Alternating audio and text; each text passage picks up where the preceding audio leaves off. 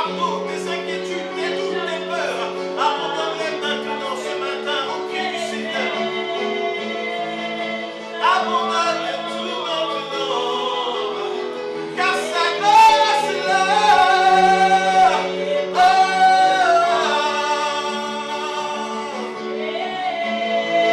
Laisse ces fardeaux maintenant. Les factures sont entre ses mains. Le travail est entre ses mains.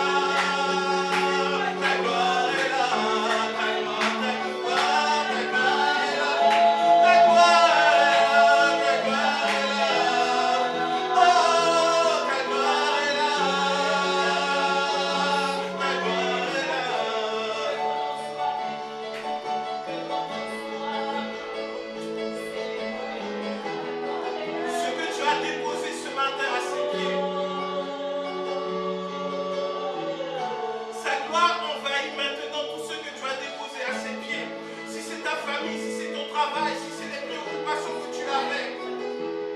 Prépare-toi parce qu'il va faire éclater sa gloire dans tous ces domaines que tu as déposés à ses pieds. Que ce soit ta santé, que ce soit ton travail, que ce soit ta famille. Il va faire éclater sa gloire. Et lorsque sa gloire éclate, rien ni personne ne peut arrêter la puissance de la gloire de Dieu. La gloire de Dieu, c'est Jésus-Christ à la croix qui dit tout est accompli. La gloire de Dieu, c'est lorsque les murailles de Jéricho sont tombées. La gloire de Dieu, c'est lorsque les idoles sont renversées.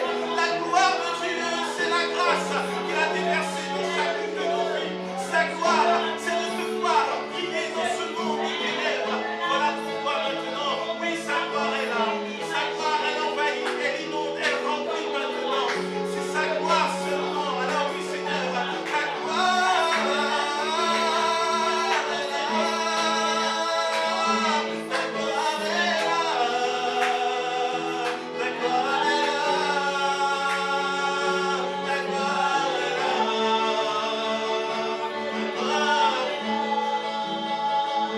Ta gloire est là. Oh, ta gloire est là. Ta gloire est là. C'est ta gloire.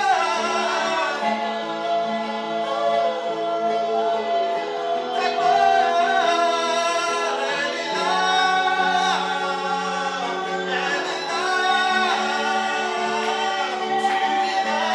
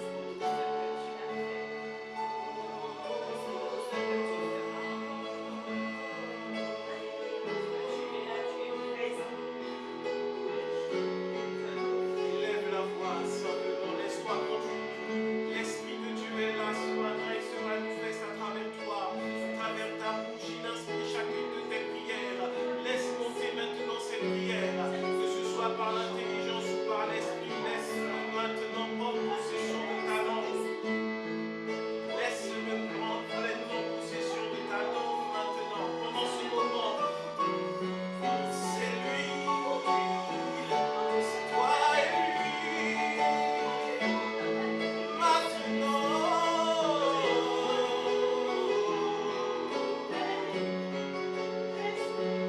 répands tout.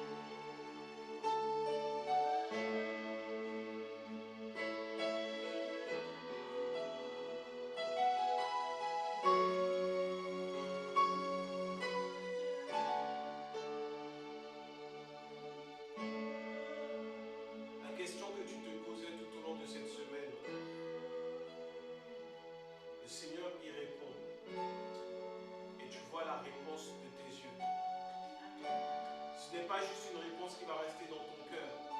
Non. C'est sa gloire qui va manifester et tu verras de tes yeux la réponse à ta question. Tu la poses sans cesse alors qu'il t'a déjà donné la réponse. Et parce que parfois tu doutes, alors ça retarde la manifestation de cette réponse. Mais la question que tu as posée au Seigneur dans le lieu secret, c'est-à-dire dans ton cœur, que personne ne connaît, toi seul et le Seigneur, tu n'en as parlé à personne, seulement au Seigneur. Il t'a déjà répondu. Mais là, il te dit, tu verras de tes yeux. Tu verras de tes yeux. C'est la manifestation de sa gloire. feras de ses yeux, tes yeux. C'est la manifestation de sa gloire.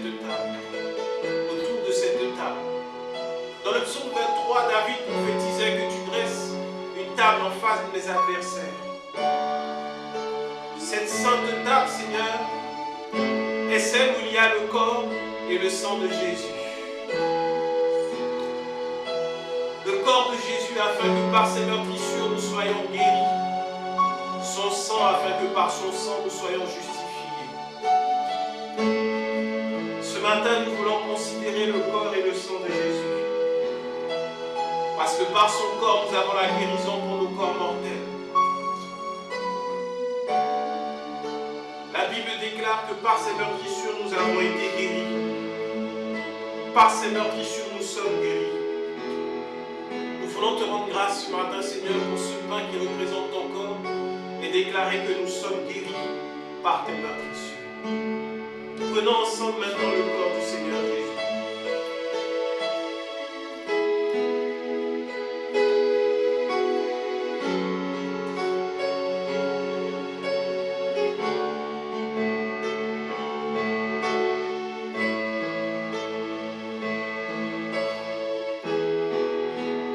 Seigneur, merci pour ton corps. Nous voulons maintenant, Seigneur, prendre ton sang et déclarer que nous sommes non coupables par le sang de l'agneau qui a coulé pour nous. Nous ne sommes pas justifiés par nos prières, nous ne sommes pas justifiés par nos actes, mais nous sommes justifiés par le sang pur et saint de Jésus-Christ. Voilà pourquoi ce matin, Seigneur, nous voulons prendre ce sang avec reconnaissance et déclarer que nous sommes la justice de Dieu en Jésus-Christ. Prenons ensemble maintenant le sang du Seigneur Jésus.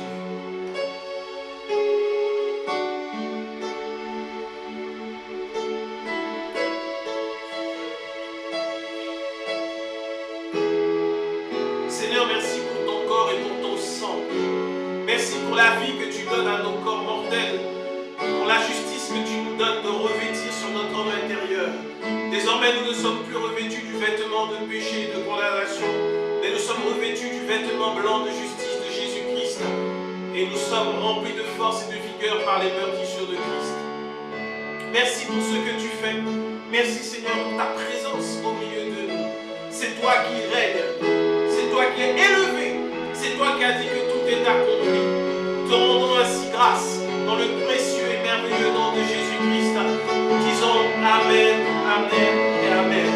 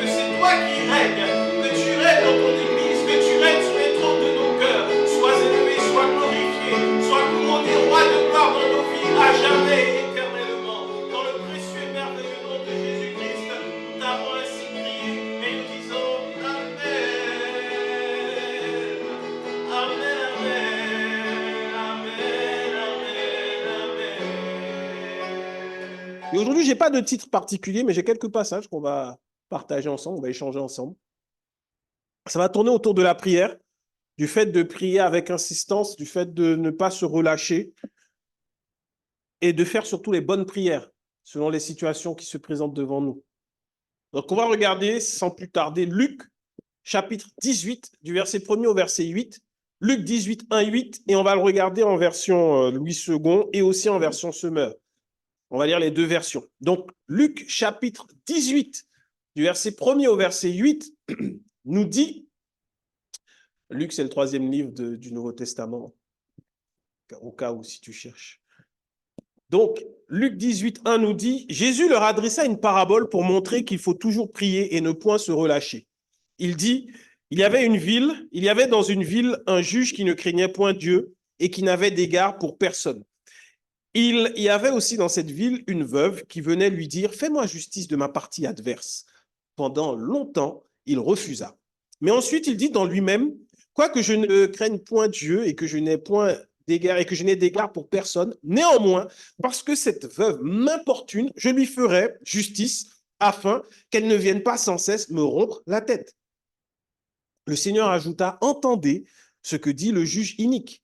Et Dieu ne fera-t-il pas justice à ses élus qui crient à lui jour et nuit? Et tardera-t-il à leur égard? Je vous le dis, il leur fera promptement justice. Mais quand le Fils de l'homme viendra, trouvera-t-il la foi sur la terre? Quelle question. Jésus a toujours eu raison. Jésus ne s'est jamais trompé. Donc, s'il pose cette question, ça veut dire que dans les temps de la fin, la foi, elle sera rare. Et c'est pour ça que la Bible déclare que la foi est un trésor. C'est un trésor extraordinaire et inestimable que tu as maintenant et qui est accessible encore facilement. Quand le Fils de l'homme reviendra, est-ce que tu auras encore ce trésor? Là où est ton trésor, là aussi sera ton cœur. Si ta foi est sur Jésus-Christ, ton cœur est en Jésus-Christ. Et donc, quand Jésus-Christ reviendra, il récupérera ce qu'il reconnaîtra comme étant à lui, lui appartenant. Et tu appartiens à Jésus uniquement par la foi, pas par tes œuvres. Uniquement par la foi. C'est ça la grâce que Dieu nous a fait. Désormais, nous sommes sauvés par la foi. Et le juste vivra par la foi. Et là, Jésus donne cet exemple aux apôtres, aux disciples, pour dire qu'il faut prier sans cesse. Cette femme, l'exemple d'une femme qui vient s'adresser à un juge inique, qui ne craint personne. Mais parce qu'elle venait sans cesse l'importuner, alors elle a répondu. Jésus voulait juste faire comprendre que si, de façon naturelle, une femme qui importune quelqu'un, elle finit par avoir justice, à combien plus forte raison Dieu répondra à ses enfants qui crient à lui nuit et jour et nuit. Tu pries le matin, tu mets tes problèmes entre les mains de Dieu. La nuit, tu mets tes problèmes entre ses mains et tu lui rends grâce d'avance. Tu pries chaque jour. Dieu n'est pas méchant pour tarder comme le juge inique. Mais la question que Jésus pose à la fin, elle est importante. Trouvera-t-il la foi? Ça soulève beaucoup d'interrogations quand même. Pourquoi il dit ça alors qu'il vient de dire qu'il faut prier sans cesse? Regardons la version du Semeur, toujours du même passage, qui dit, le verset Luc 18, verset 1er, version Semeur, dit « Pour montrer qu'il est nécessaire de prier constamment, sans jamais se décourager, Jésus raconta à ses disciples la parabole suivante. Il y avait dans une ville un juge qui ne révérait pas Dieu et n'avait d'égard pour personne. Il y avait aussi dans cette même ville une veuve qui venait constamment le trouver pour lui dire « Défends mon droit contre mon adversaire ». Pendant longtemps, il refusa, mais il finit par se dire « J'ai beau ne pas révérer Dieu et ne pas me préoccuper des hommes, cette veuve m'ennuie. Je vais donc lui donner gain de cause pour qu'elle ne vienne plus sans cesse me casser la tête. » Le Seigneur ajouta, notez bien comment ce mauvais juge réagit. Alors pouvez-vous supposer que Dieu ne défendra pas le droit de ceux qu'il a choisis et qui crient à lui jour et nuit? Je redis encore. Alors pouvez-vous supposer que Dieu ne défendra pas le droit de ceux qu'il a choisis et qui crient à lui jour et nuit et qu'il tardera à leur venir en aide? Moi, je vous dis qu'il défendra leurs droits promptement. Seulement, lorsque le Fils de l'homme viendra, trouvera-t-il encore la foi sur terre? Dieu ne tarde pas dans sa réponse dans la prière. Quand tu élèves la voix devant lui, matin, soir, des fois tu pries sans même le savoir. Il y a une chose que j'aime beaucoup dans la prière, ce sont les soupirs. C'est pour ça qu'il est rare que tu ne vas pas m'entendre faire des soupirs devant Dieu, en fait. Même quand je fais « Oh, j'ai pas de parole », parce que ce sont des prières. La Bible nous dit que le Saint-Esprit intercède pour nous par des soupirs inexprimables. Il y a quelques années, le Seigneur m'avait montré ce qui préfigurait ce soupir. C'est quand on regarde le peuple devant la muraille de Jéricho. Une fois que le peuple entre en terre promise, il tombe sur la ville de Jéricho, une ville fortifiée, une ville imprenable. Et Dieu va leur dire, dans le silence, de faire le tour de cette ville et au dernier jour de pousser des cris. Et ces cris-là ont fait que le Saint-Esprit a agi et la muraille s'est effondrée. Et c'était pendant un moment de prière, je me rappelle, et le Seigneur me faisait voir cette image comme étant les soupirs que nous avons maintenant dans la grâce, en fait. Tu es enfant de Dieu. Quand tu soupires devant Dieu, il entend cette prière. Et parfois, juste par ces soupirs, il y a des murailles qui sont ébranlées, en fait. Et c'est pour ça que la Bible te dit d'avoir des bonnes pensées. Parce que même quand tu vois, tu soupires à cause de quelque chose de mauvais, tu as fait monter une prière. Alors que la Bible dit, ne maudissez pas, bénissez. Et des fois, c'est subtil. Des fois, avec les enfants, tu es fatigué, mais tu ne veux pas dire quelque chose de mal sur tes enfants et puis tu fais juste un soupir. Il ne faut pas faire ça. Petit conseil, ce soupir-là a dit tout ce que tu n'as pas dit. Quand tu en avais marre, tu as, au lieu de dire, mais je ne sais pas pourquoi j'ai un enfant comme ça, tu as juste fait, là, tu viens de le dire. Ce n'est pas tombé par terre. Donc, il ne faut pas le faire. Il faut rendre grâce à Dieu. Rendre grâce à Dieu. C'est pas facile. L'enfant te fatigue et tout, Seigneur, je te rends grâce parce que tu m'as donné un enfant et tu commences à dire comment l'enfant est. Et tu vas voir que la prière que tu es en train de faire pour dire que l'enfant n'a pas une tête dure, que l'enfant, il est obéissant, que l'enfant, il est doux, que l'enfant réussit. Au lieu de le maudire, tu le bénis. Tu verras que Dieu répond promptement à cette prière. Et c'est pareil avec nos soupirs. Des fois, le matin, tu soupires, tu te réveilles, il y a un problème qui est là, tu fais seulement, j'en ai marre. Avant de te coucher, j'en ai marre. À chaque fois que tu y penses, tu soupires. En fait, tu pries sans cesse. Et ce problème-là, Dieu le voit. Dieu le voit. Il le voit. Et il sait que tu as ce problème-là. Mais maintenant, Jésus te pose la question, est-ce que dans ce soupir, il y a de la foi? La foi qui repose sur la parole de Christ et non pas sur ce qu'on a entendu dire de Dieu, non pas sur nos œuvres, non pas sur la loi. Non, la foi nous conduit, la loi nous a conduit vers la foi par la loi, parce qu'on a vu que Dieu était si dur, il était intransigeant, il était saint. Personne ne pouvait s'approcher de lui si lui n'avait pas décidé, n'avait pas dit OK, s'il n'y avait pas eu de sacrifice. Et on a vu à quel point l'homme ne méritait pas la présence de Dieu. Mais quand Jésus est venu, qu'il est mort à la croix, Dieu nous a fait grâce, alors la loi était là pour nous faire réaliser à quel point c'est par la foi qu'on a le salut. Rien d'autre. Maintenant, quand Jésus dit de prier, il ne dit pas de prier en désordre. Il ne dit pas de prier n'importe comment.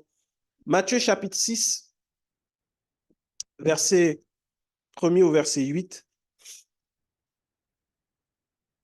Matthieu 6, 1 à 8.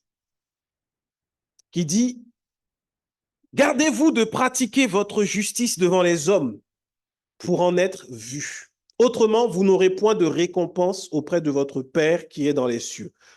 Lors donc que tu fais l'aumône, ne sonne pas de la trompette devant toi, comme font les hypocrites dans les synagogues et dans les rues, afin d'être glorifiés par les hommes. Je vous le dis en vérité, ils reçoivent leur récompense.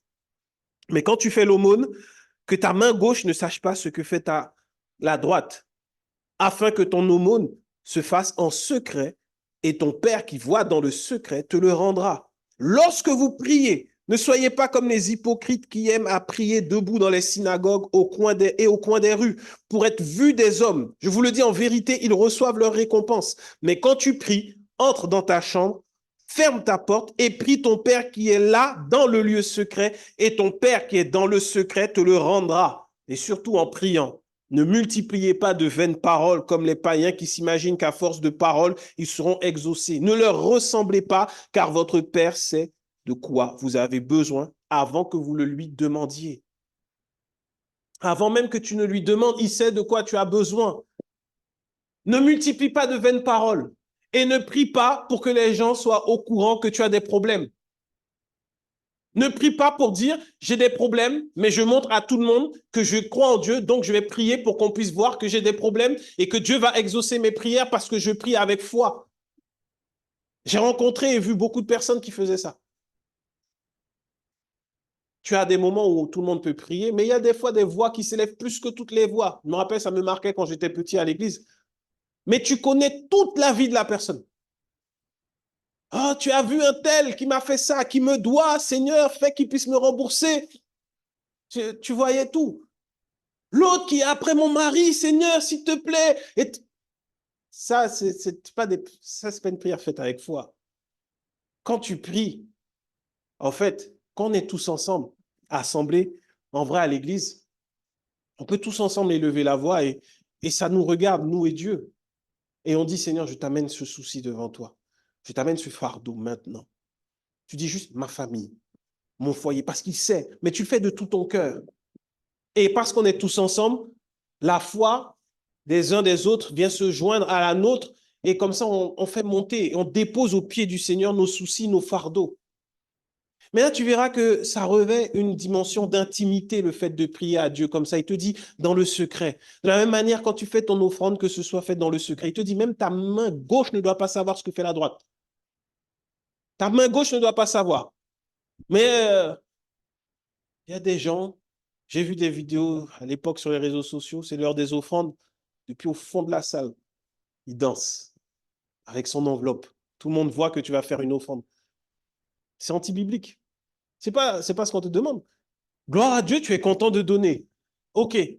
Mais la Bible te dit de le faire avec discrétion parce que c'est le Seigneur qui te rendra dans le secret. Si tu donnes 1 ou si tu donnes 10 000, que ce soit pareil. Dans le secret, en toute discrétion. Parce que tu n'auras pas une récompense plus grande que celui qui aura donné quelques pièces, en fait. Parce que Jésus lui-même disait que la dame qui avait pris et qui avait mis quelques pièces seulement à l'aumône, elle avait donné de son nécessaire. Alors qu'il peut y avoir des riches qui donnent 1 million et ce n'est pas de leur nécessaire, mais ils font beaucoup de bruit. Pour dire, moi, je suis le bienfaiteur de cette église. Si tu vois, aujourd'hui, il y a ça là, c'est parce que moi, j'avais donné. Dieu n'est pas en accord avec ça. Et ça, ce n'est pas la foi. Ce n'est pas de la foi. Ça ne sert à rien, en fait. Dans la version du Semeur, le verset 7, il est écrit « Dans vos prières, ne rabâchez pas des tas de paroles à la manière des païens. » C'est là la question de la foi. Parfois, pour faire bien, parce qu'on nous a appris un peu comme ça, on a des formules toutes faites dans la prière. Quand tu commences à prier, tu vas commencer de la même façon. Tu as tes formules toutes faites, et quand tu sais que tu vas finir ta prière, tu sais déjà également comment tu vas finir la prière. Tu vois? La Bible nous dit de ne pas multiplier des vaines paroles. Quand tu pries Dieu, sois sincère avec lui. Sois sincère, sois le plus vrai possible. C'est ce qu'il dit dans la parabole avec la femme. Il dit de prier sans cesse, mais est-ce que le Fils de l'homme trouvera-t-il de la foi? Quand tu vois ça ne va pas, c'est dur. Tu vas devant Dieu et tu lui dis pleinement. Quand tu es déçu, même, parle-lui. Dieu ne va pas te dire, mais comment tu viens me dire à moi, Dieu, que tu es déçu de ne pas m'avoir vu agir? Dieu ne va pas te dire ça. Dieu va te répondre par sa parole. Il va te consoler par son consolateur, par le Saint-Esprit. Dieu ne va pas te dire non. Au contraire, Jésus dit bien, ne fais pas comme les hypocrites.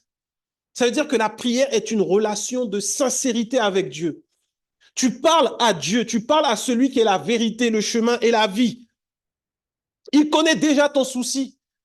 Sauf que tu vas faire comme cette sœur une fois qui voulait que je prie pour elle. Elle était à l'église, il y avait les moments de prière et tout, elle s'approche. Et on priait pour des cas de maladie, je crois. Et quand je la vois, elle me dit, oui, c'est pour une maladie. Je lui dis, non, c'est pas ça. Mais je ne sais même pas pourquoi je dis ça. J'ai rien reçu. Elle me dit, oui, c'est une maladie. Je dis, non, c'est pas ça. Il me dit, c'est quoi le vrai sujet? Il me dit, mais en fait, c'est pour le mariage. Je dis, tu viens pour un truc de maladie, mais tu viens, alors ton problème, c'est le mariage. Mais je ne sais même pas pourquoi. À ce moment-là, je ne sais pas pourquoi. J'ai eu plein de personnes qui sont venues. Mais là, parce que Dieu voulait faire quelque chose dans sa vie, certainement. Donc Dieu m'a interpellé pour me dire, ce qu'elle dit là, ce n'est pas vrai. Il ne l'a pas condamné. Je ne vais pas dire, ah, franchement, hypocrite, retourne t'asseoir. Il dit, non, tu vois, il faut venir être sincère. Et tu dis, voilà, moi je prie parce que la Bible dit que si tu brûles, prie. Si tu sens que tu ne peux pas rester encore seul, demande à Dieu. Mais va sincèrement devant Dieu. Parle-lui. Dieu va pas rigoler si tu dis, bon, en fait, Dieu, je voudrais une femme qui soit pas trop grande, qui cuisine bien, qui pourra porter 4-5 enfants pour moi et qui va me soutenir dans les moments difficiles. Dieu va pas te dire, arrête, tu sais que ça n'existe plus. Non, Dieu va écouter et il va te conduire parce que tu auras été sincère. C'est la chose la plus simple, mais c'est ce qui fait que beaucoup, dans leur prière avec Dieu, sont frustrés. Parce qu'avant de commencer à parler à papa, il faut qu'ils aient dit, je sais, il faut qu'ils aient récité des versets. Il faut qu'ils rappellent à Dieu la Bible. Dieu qui nous a donné sa parole. Donc tu viens devant Dieu, tu dis, oh toi éternel, roi des rois, Père des cieux, élevé au-dessus de tout. Toi qui as construit le ciel et la terre, je te rends grâce parce que si tu es dans un moment tu rends grâce, ok. Au bout d'un moment, parle sincèrement à Dieu. Il y a des fois, c'est juste quelques mots. Tu dis, bon, papa, là, je ne comprends pas. Là, je ne comprends pas. Tu lui parles comme tu parles à quelqu'un en face de toi. En fait, Jésus est vivant. Est-ce qu'on réalise qu'il est vivant? Est-ce qu'on réalise qu'on ne parle pas dans le vide? Tu es peut-être tout seul là où tu te trouves physiquement, mais spirituellement, tu n'es pas seul parce que la Bible te dit que ton Père est là dans le lieu secret. D'ailleurs, dans la version du Semeur, il dit quelque chose Voilà, dans le verset 6, il dit, mais toi, quand tu veux prier, va dans ta pièce la plus retirée. Tu vois? La version Louis II dit, va dans ta chambre. Mais là, il dit, va dans ta pièce la plus retirée, verrouille ta porte et adresse ta prière à ton Père qui est là, dans le lieu secret. Donc, tu vas dans la pièce la plus retirée de la maison, tu fermes la porte, et là, il y a un one-to-one entre toi et Dieu. Est-ce que Jésus te dit à ce moment-là, invoque la puissance du Saint-Esprit, attends de sentir la présence, rentre avec des chants, avec des... Non, il ne dit pas tout ça. Il te dit que Dieu est déjà là avant même que toi, tu n'y sois. Donc, il y a des personnes qui disent, j'ai du mal à prier parce que je ne sens pas la présence. Ce n'est pas une question de ressentir, c'est une question de foi. Est-ce que tu as besoin de sentir que tu es sauvé pour dire que je suis sauvé? Tu n'as pas besoin de sentir que tu es sauvé. Tu es sauvé par la foi. Aujourd'hui, si quelqu'un vient te dire, mais toi, tu iras en enfer, tu dis non. Parce que moi, je crois en Jésus et il est le chemin, la vérité et la vie. Et ce qu'il a dit, il le fera. Il a promis. Il a été annoncé, il est venu, il est mort, il est ressuscité. Et maintenant, il intercède pour moi. Il a dit qu'il reviendra me chercher. Donc, personne ne va me faire croire que j'irai en enfer. Est-ce que tu as besoin de le ressentir? Est-ce qu'à ce moment-là, quand on te dit ça, tu as besoin de ressentir de la chaleur dans ton dos? Tu n'as pas besoin de ça. Quand il s'agit de prier, c'est pareil. Que tu le sentes ou pas, Dieu est là. Tu vas et tu parles. Tu dis, Seigneur, là, cette situation, je n'y arrive pas. Je sens qu'elle va attaquer ma foi. S'il te plaît, aide-moi.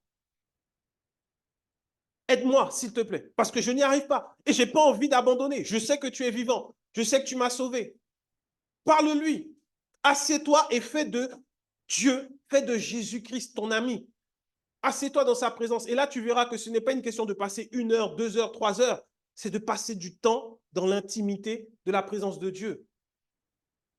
Ce n'est pas une question de je me mets à genoux, je me couche, je jeûne. Tu peux le faire dans ces conditions-là si tu veux. Mais c'est surtout une question de sincérité avec Dieu. Tu t'assois là. Je me rappelle dans les moments difficiles, mes prières, c'était... J'avais pas de chant. Des fois, tu n'as même pas envie de chanter. Les moments difficiles, tu n'as pas envie de chanter. Il ne faut pas être hypocrite non plus à ce niveau-là pour dire, oui, bon, il faut venir en chantant, j'entre dans tes portes, dans tes parvis avec des louanges et tout. Non, là, il est là, il est là. L'Esprit de Dieu vit en toi. Il connaît tes sentiments. Il sait que dans ton cœur, ça ne va pas. Commence à parler. Et quand le chant viendra, c'est la réponse que Dieu va te donner. Commence par parler. Après, tu verras, Dieu va te donner la réponse. Et tu vas chanter. Tu vas venir peut-être avec de la colère. Tu vas peut-être venir avec de la frustration. Tu vas peut-être venir avec de la douleur, avec de la peine. Mais tu vas être étonné qu'après un moment d'échange, tu vas ressortir de là avec un chant de joie, avec un verset. Tu vas ressortir de là revigoré, régénéré, parce que tu as pris du temps avec le Père. Et ce n'est pas réservé à des particuliers, à des personnes qui ont une relation qui sont plus proches de Dieu. Non, le plus proche de Dieu, c'est toi-même déjà. Tu es enfant de Dieu. Le même amour que Dieu a pour Jésus-Christ, c'est le même qu'il a pour toi. Il n'a pas plus d'amour pour quelqu'un par rapport à toi. C'est pour ça que tu ne peux pas jalouser quelqu'un qui va se vanter d'une relation d'avoir une relation extraordinaire avec Dieu. Déjà, il fait une erreur. Tu ne te vantes pas de ta relation avec Dieu. C'est toi et ton Dieu. Si quand tu es dans la présence de Dieu, il te montre le ciel, il te montre comment ça se passe, il te montre les anges, tu vois tout ça, c'est toi et lui. S'il te dit d'en parler, tu en parleras. Mais s'il ne te dit pas d'en parler, n'en parle pas. C'est privé, mais c'est précieux. Je ne sais pas si on réalise à quel point la prière que Dieu nous a donnée, c'est précieux. Ce n'est pas une obligation. C'est un lien particulier que Dieu nous donne avec lui. C'est un canal particulier. C'est comme si on avait un téléphone qui était directement relié dans le bureau, dans la chambre spéciale de Dieu. Et lorsque Dieu qui est le même, qui règne, qui est assis et qui gouverne la terre, qui a tout l'univers au creux de sa main, ce même Dieu-là, il est omniscient, omnipotent, omniprésent. Ça veut dire qu'il continue de faire que la terre tourne, que la terre tienne dans l'univers et il prend le temps de s'arrêter avec toi pour sécher tes larmes. Tu crois qu'il va prendre 10 ans pour le faire? Ce n'est plus un Dieu d'amour sinon. C'est notre foi. Est-ce que quand Jésus reviendra, il trouvera de la foi? C'est quand tu vas dans des moments comme ça que Dieu va te révéler des choses. Il va te dire, tu vois la situation là, elle est due à ça. Elle est due à des incantations. Elle est due à telle ou telle chose. Il va te montrer les choses qui se passent dans le spirituel. Et c'est là, bien souvent, qu'il y a des erreurs et des amalgames qui sont faits. Les chrétiens, quand ils ont des révélations, tu vois une calebasse, tu vois une marmite sur le feu, tu vois des cérémonies, tu te dis, bon, il y a de la sorcellerie dans l'histoire, il faut que je commence à sortir l'épée et que j'aille tailler en pièces l'ennemi parce que et il me fatigue. Ce n'est pas ce que Dieu te demande en fait. Il te demande de réagir avec foi. Est-ce que le monde spirituel existe? Oui. Est-ce que l'occultisme existe? Oui. Est-ce qu'ils agissent? Oui. Est-ce qu'à l'église, c'est le moment c'est l'endroit pour parler de leur façon de faire? Non. À l'église, on parle de l'amour de Dieu, on parle de l'œuvre de Jésus-Christ et de la victoire que nous avons en Jésus-Christ. Et quand Dieu nous montre ce qui se passe en face, dans le camp de l'ennemi, c'est qu'il met sa lumière là où les ténèbres agissaient dans les ténèbres encore. Et quand il met la lumière dessus, c'est pour que tu pries selon sa volonté dans ce sujet-là. Que tu pries selon sa volonté. Et quand tu vas prier par rapport à ça, s'il y a un blocage ou quoi que ce soit, Dieu te donne la victoire. Mais dans cette victoire, il faut que tu manifestes la foi, en fait. Il l'a déjà fait. Mais il faut que tu pries avec foi. Il ne faut pas que tu pries à côté. Il ne faut pas que tu dis, bon, maintenant, je prends l'épée et je taille en pièces tous les démons ancestraux qui étaient liés à cette marmite. Non. Là, tu es perdant. Ça veut dire que tu n'as pas compris que tu as déjà la victoire. Regarde ce qu'il faut faire. On va regarder Romains 12, du verset 17 au verset 21. C'est puissant ce qui est écrit. Ça confirme ce que Jésus disait. Romains, chapitre 12, du verset 17 au verset 21. C'est Paul qui parle aux Romains. Il parle aux chrétiens qui étaient à Rome, donc persécutés à l'époque. Des chrétiens persécutés. Et ils n'étaient pas persécutés n'importe comment. On les prenait, on les mettait dans les stades et on les tuait, on les faisait dévorer. Ils étaient dévorés par des lions, ils étaient tués, percés par la lance des épées des Romains, en fait. Donc, c'était à des chrétiens persécutés. Il dit, ne rendez à personne le mal pour le mal. Une chose. Ne rendez à personne le mal pour le mal. Recherchez ce qui est bien devant tous les hommes. S'il est possible, autant que cela dépend de vous, soyez en paix avec tous les hommes. Ne vous vengez point vous-même, bien-aimés, mais laissez agir la colère, car il est écrit, à moi la vengeance, à moi la rétribution, dit le Seigneur. Mais si ton ennemi a faim, donne-lui à manger. S'il a soif, donne-lui à boire. Car en agissant ainsi, ce sont des charbons ardents que tu amasseras sur sa tête. Ne te laisse pas vaincre par le mal, mais surmonte le mal par le bien. Voilà ce qu'il faut faire quand Dieu te révèle que c'est de la sorcellerie qui est après toi. Voilà ce qu'il faut faire quand Dieu te montre que c'est quelqu'un qui en a après toi et qui fait des choses. Ne rends pas le mal pour le mal.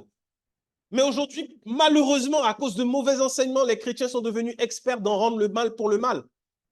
Tu vas commencer à envoyer le feu sur cette personne. Et si elle n'arrête pas, que ce soit son premier-né qui meurt. Je l'ai déjà entendu. Ça, c'est rendre le mal pour le mal. Quel bien tu fais?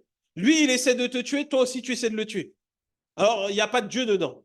Toi, tu rends le mal pour le mal. Et souvent, quand Dieu nous montre les choses, les personnes qui peuvent nous faire mal, ce ne sont pas si un inconnu passe là, il ouvre la porte et puis il commence à nous insulter. On va dire, bon, il est fou. C'est pas grave. Mais si maintenant ton frère qui est à côté de toi te regarde et commence à t'insulter, commence à mal parler sur toi, commence à raconter des mensonges sur toi ou commence à divulguer les secrets que vous avez échangés quand vous étiez bien, comment tu vas réagir? La Bible ne te dit pas de te plaindre non plus. Hein. La Bible ne te dit pas de dire « Ah Seigneur, franchement, tu vois, mais je ne comprends pas.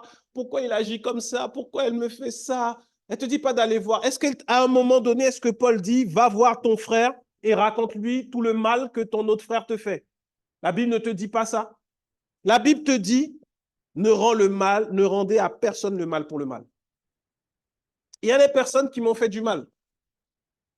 M'ont fait du mal. Et je connais des secrets sur eux. Est-ce que pour autant, je vais aller raconter les secrets qui m'ont été donnés au moment où on était bien? Non. Je ne vais pas faire le jeu de l'ennemi. Jamais. Je ne vais pas faire le jeu de l'ennemi. Parce que ça, c'est lui qui se repaît au milieu du mal, au milieu de la discorde. N'oublions pas que les œuvres, les fruits de la chair sont la division. Il y a la division dedans. Ne sois pas charnel. Au contraire, l'amour couvre une multitude de fautes. Expose-moi, fais-moi du mal, ce n'est pas grave. Moi, je vais prier pour ton bien. Quand tu es devant une situation où Dieu te révèle, te montre des choses et il te dit clairement parfois, c'est cette personne. Ça veut dire que Dieu veut que tu élèves la voix pour que cette personne soit sauvée. Dieu veut que tu élèves la voix pour que cette personne le rencontre. Regardez bien, dans la Bible, dans Actes des Apôtres, à un moment, on va parler d'Étienne. Étienne qui était rempli du Saint-Esprit et de sagesse. Étienne va finir lapidé. Et au moment où il va être lapidé, il va voir Jésus debout à la droite de Dieu. Il va voir Jésus, il va avoir cette vision. Mais on va quand même le tuer. Et il va dire au Seigneur, ne leur impute pas ce péché. Avant de mourir, c'était des ennemis. Ils sont en train de le lapider. Et il dit, Seigneur, ne leur impute pas ce péché. La Bible ne dit pas ça seulement pour que l'on puisse avoir l'histoire du martyr Étienne. Dedans, la Bible nous dit bien que Saul de Tarse, Saul avait approuvé le meurtre d'Étienne.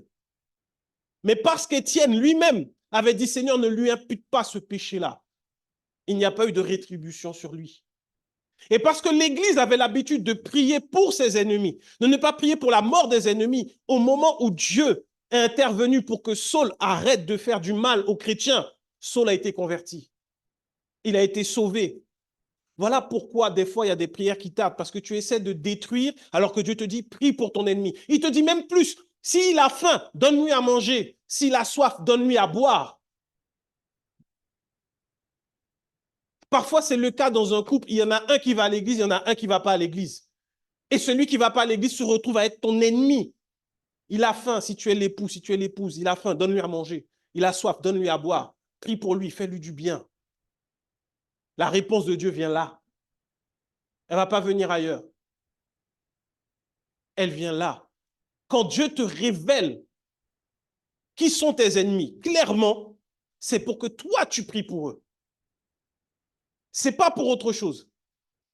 Ça n'existait pas dans l'Ancien Testament. Dans l'Ancien Testament, œil pour œil, dent pour dent. Mais là, dans la grâce, regardons Jésus. Jésus lui-même, sur la croix.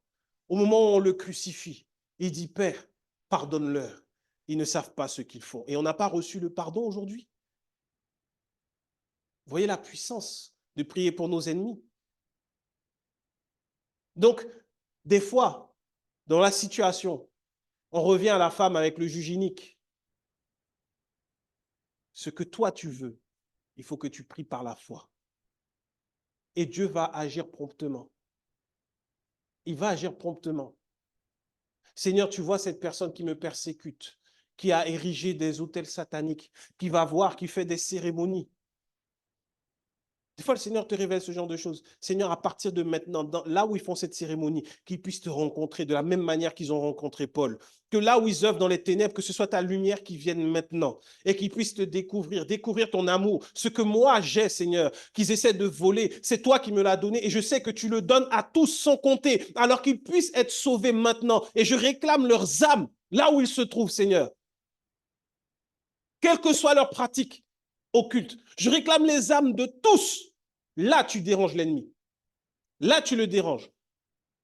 Parce que la réalité dans les choses occultes, c'est que si tu commences à rentrer dans une histoire, à te mettre au niveau de l'ennemi et à croire que tu as encore à lutter avec lui, c'est lui qui va gagner. Parce que tu crois qu'il a de la puissance.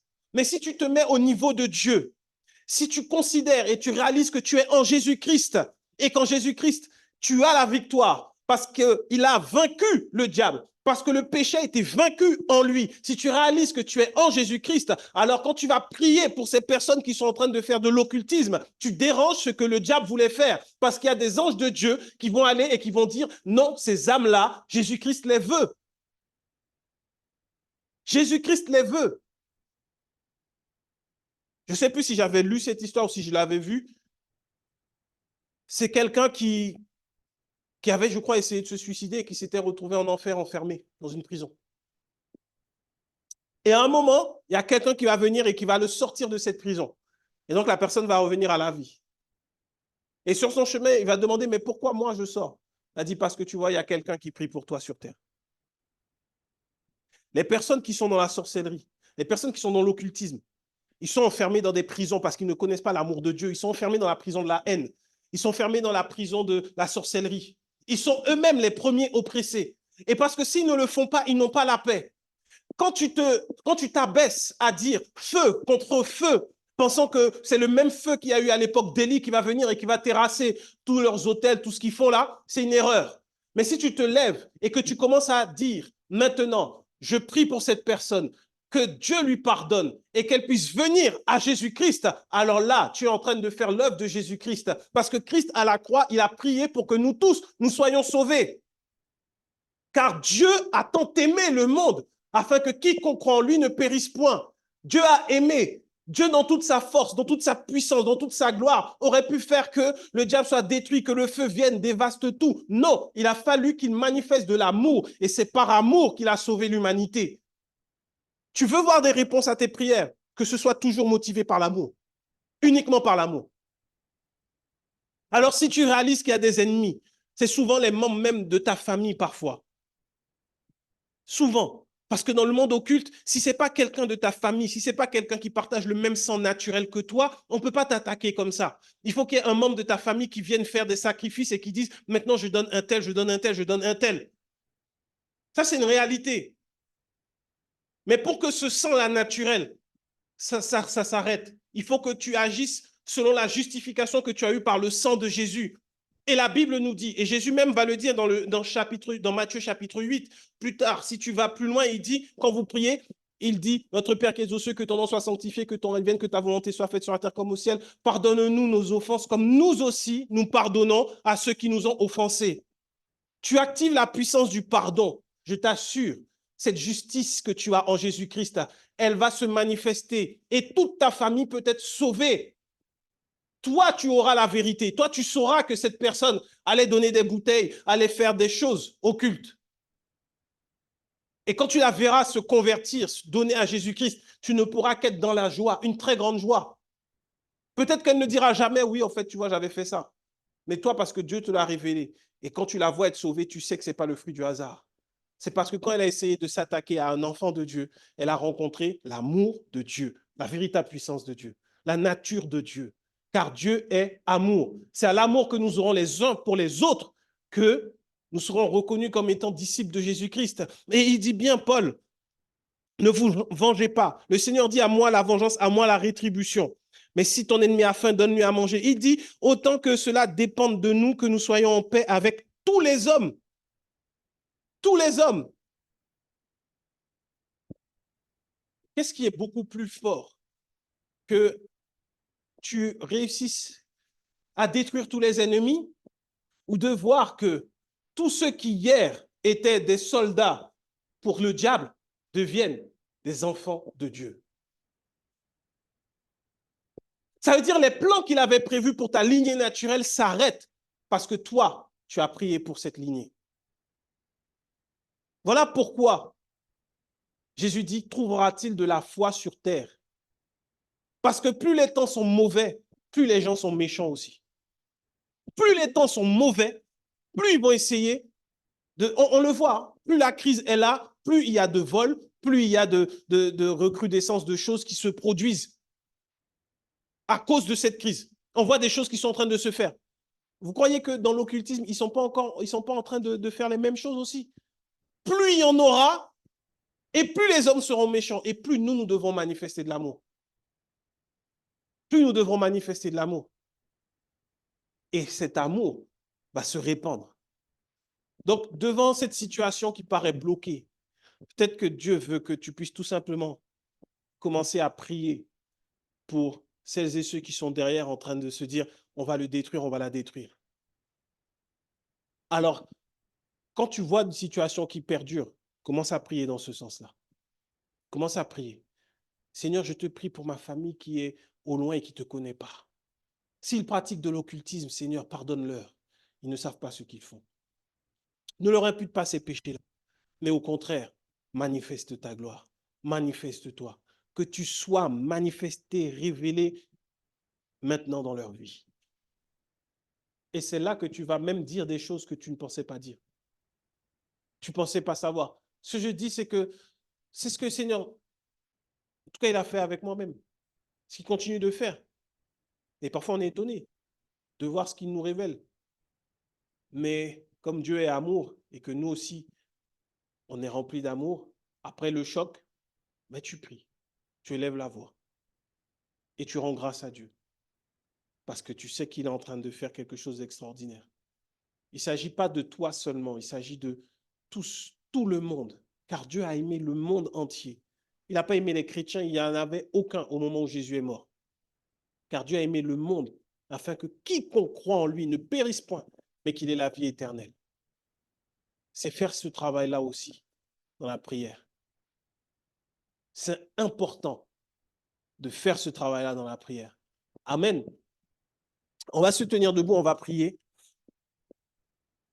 On va prier. Et on va prier en toute sincérité, en toute honnêteté par rapport à nos ennemis. Tu as changé?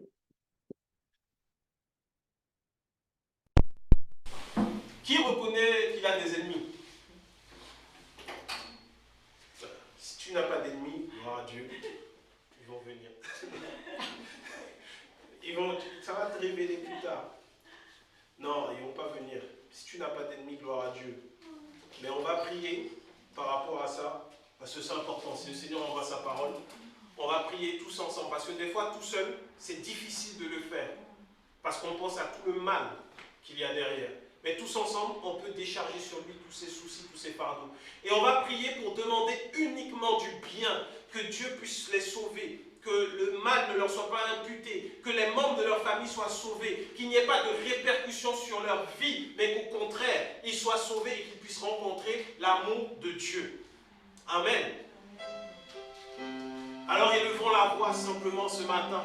Seigneur, nous voici devant toi, Père, parce que tu envoies ta parole afin que nous puissions élever nos voix nous-mêmes à notre tour. Nous voulons maintenant, Seigneur, prier pour tous ceux qui sont nos ennemis, ce que tu nous as révélé et ce que nous ne connaissons pas. Nous t'en prions, ne leur impute pas leurs péchés, car ils ne te connaissent pas. Ils sont eux-mêmes esclaves et enfermés entre les mailles du filet du diable. Nous voulons aujourd'hui réclamer leurs âmes afin qu'ils soient sauvés et qu'ils puissent te connaître et qu'ils puissent témoigner de Jésus-Christ publiquement. Maintenant, où qu'ils se trouvent, Père, quel que soit l'endroit où ils se trouvent, que ces prières puissent les localiser, Seigneur.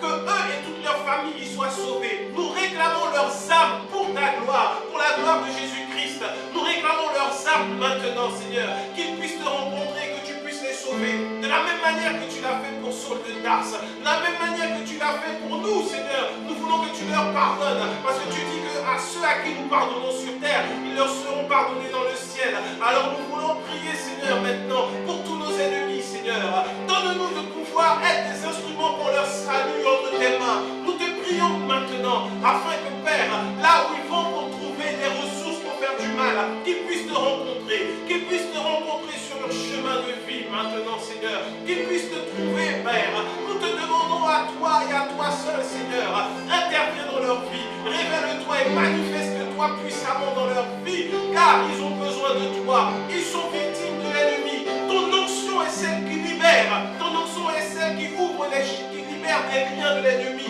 Alors nous te les remettons entre tes mains. Qu'ils pratiquent l'occultisme, quel que soit le type d'occultisme qu'ils pratiquent, qu'ils soient dans des sociétés secrètes ou non. Maintenant, Seigneur, nous les remettons entre tes mains et les recommandons à ta grâce. Puisses-tu te manifester dans leur vie, Seigneur, car nous croyons que toi seul, tu as les clés de ces prisons où ils sont enfermés. Alors, glorifie ton nom dans leur vie, Seigneur. Nous les remettons entre tes mains, les recommandons ainsi à ta grâce, ô Dieu d'amour, que tous les esprits qui les retenaient, les esprits mauvais qui les possédaient maintenant, qu'ils puissent, Seigneur, être chassés par la lumière de ta grâce, et que ton esprit, qui est le seul capable de convaincre de péché, de justice et de jugement, puisse maintenant se révéler à eux, qu'ils soient convaincus et qu'ils reconnaissent que Jésus-Christ est Seigneur à la gloire de Dieu le Père, et qu'ils soient sauvés, Père. C'est ce que nous demandons, c'est qu'ils soient sauvés selon ta volonté, car ce que tu veux, c'est que tous les hommes soient sauvés, qu'ils parviennent à la connaissance de la vérité, alors qu'ils puissent voir que Jésus est le chemin, la vérité et la vie, qu'il n'y a pas de vérité auprès des sorciers, qu'il n'y a pas de vie dans la sorcellerie, dans l'occultisme, dans la méchanceté, mais que la vie est en toi. Toi qui es notre vie, nous remettons tout entre tes mains maintenant. Et nous te disons merci parce que tu nous donnes l'opportunité de prier pour nos ennemis. Nous te rendons la gloire et nous te disons, Seigneur, encore merci d'avance pour ce que tu opères dans leur vie. Nous croyons que tout au long de cette semaine, nous verrons l'effet de ces prières, Seigneur, pour ces personnes pour qui nous avons prié. Nous le verrons parce que tu es Dieu, parce que tu réponds promptement à tes enfants, alors que toi seul sois glorifié.